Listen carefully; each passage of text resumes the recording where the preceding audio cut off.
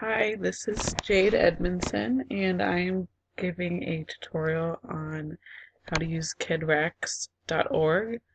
That's what I typed into the search bar, and here's what it looks like from the front. It is a search engine by Google that is meant to be safe for kids. So basically, they um, have a lot of filtering. They filter the results of your search to take out any possible websites that could be showing inappropriate material. They keep a database of websites that are just always going to be blocked, and so they really have tried to put this together to make it safer for kids to not just be Googling stuff, because you can come up with a lot of stuff on Google.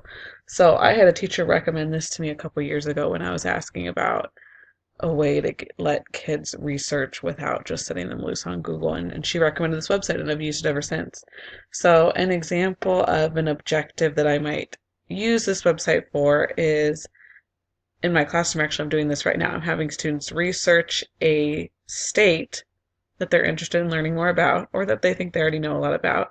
And I'm having them fill out some research questions, take some notes on it, and then they get to create a project from a variety of options, um, and create some final project that will inform the class about their state.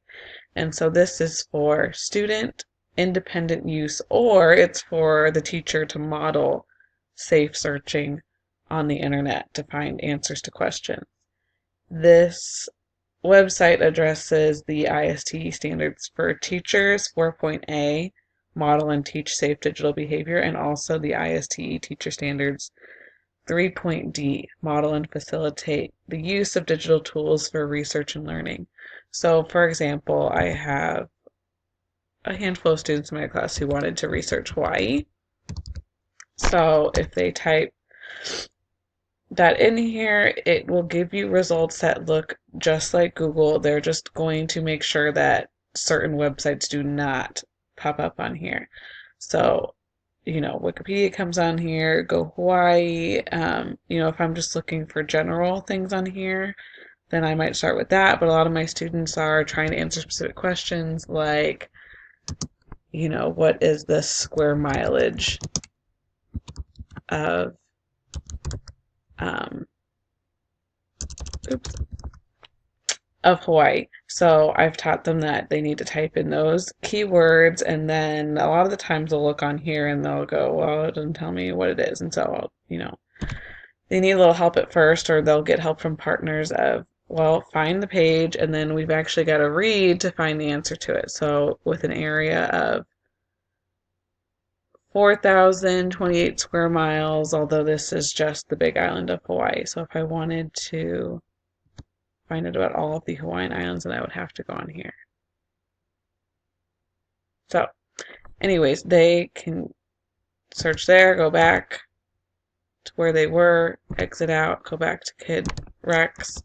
I'm having them research things about the state symbol. So the Hawaii state song, they can, click on some of these and find out what that is. We're just doing some simple question and answers, and then they're going to come up with a more creative way to sort of present this information, but just to get the information from the first place, as opposed to having to go to the library, check out books on all the different states. This has been a great way to show them that, we do have some books and we have used those to give us information, but we can also, just get quick answers from Kidrex, which is part of Google, when we're just wondering something and we don't want to have to search for it in a book.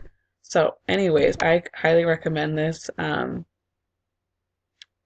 kids at the elementary age for sure, if you're worried about this, and even older students, although you may want to start addressing with older students how to filter for themselves what is appropriate and what is not appropriate to be searching on the internet. But for my second graders, this is perfect.